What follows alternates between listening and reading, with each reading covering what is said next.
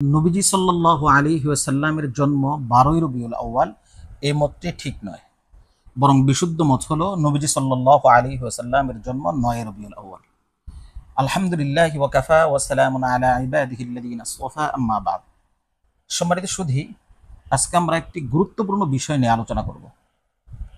বর্তমানে রবিউল আউয়াল মাস চলছে, আর আমাদের সমাজে একটি মত প্রচলিত আছে যে নবীজি সাল্লাল্লাহু আলাইহি ওয়াসাল্লামের জন্ম হলো 12ই রবিউল আউয়াল।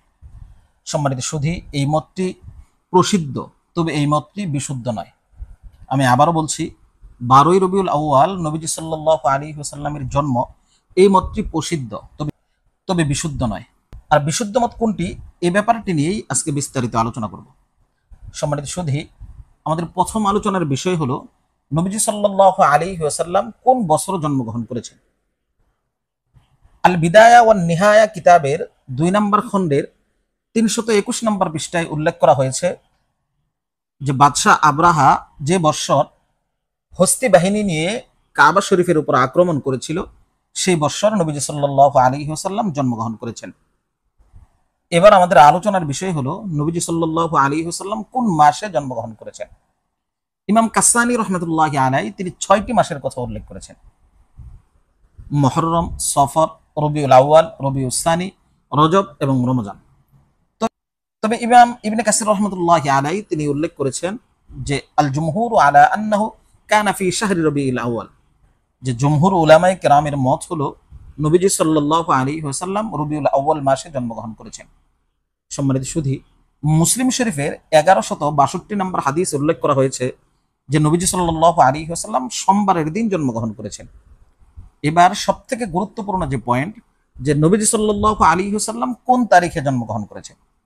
ইমাম কাসসানী রাহমাতুল্লাহি আলাইহি তিনি 7টি মত উল্লেখ করেছেন, যে 2 রবিউল আউয়াল, 9 রবিউল আউয়াল, 10 রবিউল আউয়াল, 12 তারিখ, 17 তারিখ, 18 তারিখ এবং 21 এবং 22 তারিখ। এই 7টি মতের কথা তিনি উল্লেখ করেছেন। আল্লামা যায়েদ কাউসারী রাহমাতুল্লাহি আলাইহি তিনি বলেন যে 10 তারিখের পরে যে মতগুলো আছে, সেই মতগুলো গ্রহণযোগ্য নয়।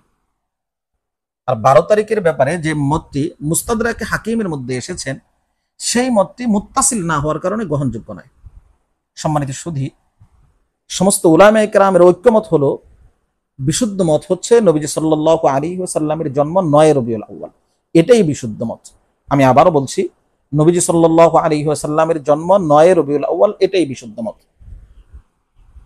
আর যে মতটি আমাদের দেশে প্রচলিত আছে 12ই রবিউল আউয়াল, এটি প্রসিদ্ধ, বিশুদ্ধ নয়। আর এই প্রসিদ্ধ মতের উপর ভিত্তি করে বিভিন্ন দেশে এটিকে স্বীকৃতি দেওয়া হয়েছে। সম্মানিত সুধী, নবীজি সাল্লাল্লাহু আলাইহি ওয়াসাল্লামের জন্ম 9 রবিউল আউয়াল, এটাই উলামায়ে কেরাম বলেছেন। আর 12ই রবিউল আউয়াল এটি প্রসিদ্ধ, তবে বিশুদ্ধ নয়। আল্লাহ তাআলা আমাদেরকে সঠিকটা জেনে তার উপর আমল করার তৌফিক দান করুন। আমিন।